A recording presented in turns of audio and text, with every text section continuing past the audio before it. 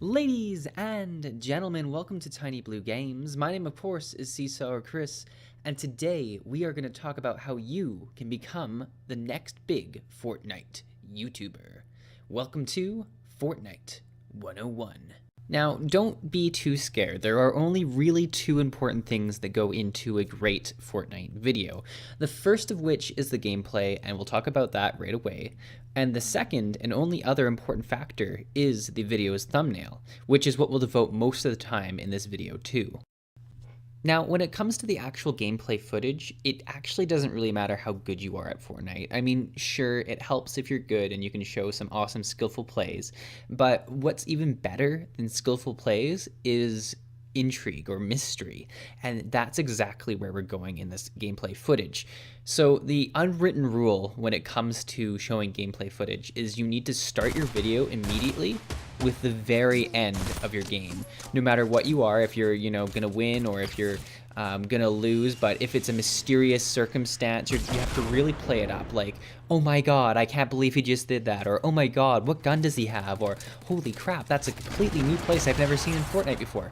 And then you fade out into your intro and into the gameplay footage from the very start.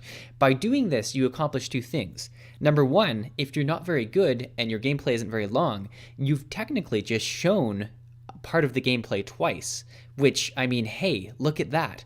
Number two, if you play up that there's something mysterious at the end of the video, they're gonna have to watch the end, right? There's no way they could possibly skip to the end and see what's happening.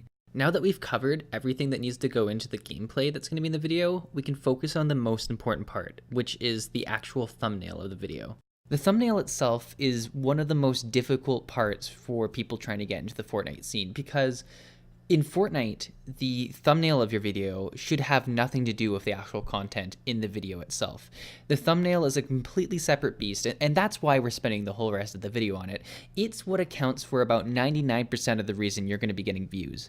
Now, we'll start with the basics. The most important thing is the face that you're going to put on it. And I'm not talking about your own trademark or anything like that. I mean your actual frickin' face. Have you ever made a face that you would be embarrassed to show in public? Well, it's exactly that face that you're going to want to take and put on a video that's going to be seen by hundreds of thousands of people. Now, the next big thing you have to add to the thumbnail is a Victory Royale stamp of approval. That's right, you're going to put it right in the center or off to the side, somewhere on there, just to let people know that, hey, you are a big shot and you've won a few games. And they can expect quality gameplay content from this video. Now, if you actually haven't ever won in your entire life, don't worry about it, because you can easily go to Google Images and look up Victory Royale and find one and then copy it and paste it and bing, bang, boom, there you go. The next important thing is to bring a level of fame to the thumbnail itself. And it doesn't actually matter if you technically played with the person in the thumbnail, but it's just that you're more friendly with the person. So you see a lot of YouTubers put Ninja's face or Drake, since, of all the big Drake stuff that went on recently. In my particular thumbnail, I think I'm going to put Jesus on here, because although I can't technically prove that I was playing with Jesus, I know, in my mind that he was the one in the driver's seat this entire game.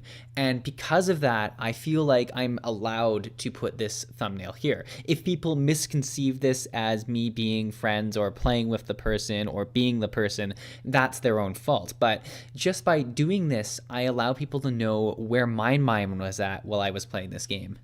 Great, so our thumbnail is really starting to take shape, and we're getting sort of into the last kind of triangle of success, I like to call it. And that's the idea of knowing information that somehow the rest of the Fortnite community hasn't heard of. So this really focuses on suggesting a new weapon that's coming, a new game mode that's coming, a new map, something like that that somehow has slipped through the hands of everyone else that's more qualified to know this information. And the way we begin this is with the mysterious blurred items. So you can put, the sort of outline of a building of some sort, the sort of icon of a new gun that's clearly not in the game, and give it sort of a legendary color to it and sort of just blur it a little bit so that people are like, what is that gun? I've never seen it before. Clearly this person knows something that I don't. Let's click and find out.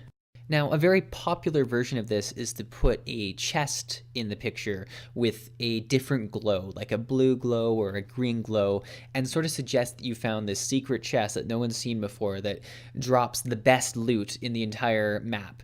And you know, it's more about creativity than it is about truth, because miraculously, no one's really going to actually care when this doesn't show up in the video. It's all about getting people in there. They're going to be satisfied because this is what they've come to expect from Fortnite videos. Now, moving to the second point of this triangle of success, we have to add a big title that says new somewhere on the thumbnail. It should be big, it should be in your face, and it should let everyone know that they need to watch this for new information. And you know, you kind of just put it over whatever looks the most interesting in the thumbnail so that they assume that this is new, and putting it near a blurred out image is always a great idea because then it solidifies the idea that this is something they haven't seen before. Finally, and I'm sure a lot of you veteran YouTube Fortnite players know about this, the last and most important tip is the arrow. This is either a big red arrow that's swooshed, or a golden arrow, or a bunch of little arrows focused on this blurry item. Whatever it is, it needs to draw absolute attention to this sort of triangular area where you're suggesting there's something people haven't seen. And it's more about how many and how large the arrow is, as opposed to it being actually accurate or necessary. Hell, I've seen YouTube thumbnails where the arrow's not actually even pointing at anything. So as long as it makes it on there, you've done your job and the audience is going to be happy. And there you go. You're ready to become a Fortnite YouTuber now. You've done Fortnite 101. The only final lesson I have for you, and this is actually pretty key as well, and really can't be overdone. You can just toss this in as many times as you want. I think a good goal is to try and remind people 5 times throughout the video, and that's just to like, subscribe, follow, friend, adopt, share this on Facebook, Twitter, the Hub, wherever they get their media from. Make sure that it's plastered everywhere and that they know that they need to share it as a life debt to you. And there you go. Thank you for watching and have a wonderful day. Hi there. My name's Seesaw, and here on Tiny Blue Games, we like to have a lot of fun. But I think it's important that we do our part for the community and let everyone know that this was a parody video. Please, if you're an aspiring Fortnite YouTuber, don't take any of these things as truthful advice, because we don't need any more people like this in the community. If you want to be successful, just show your own fun times in the game and be you. Show whatever you like to do in the game. If you like to build llamas, you'd make a channel dedicated to building llamas in every single part of Fortnite.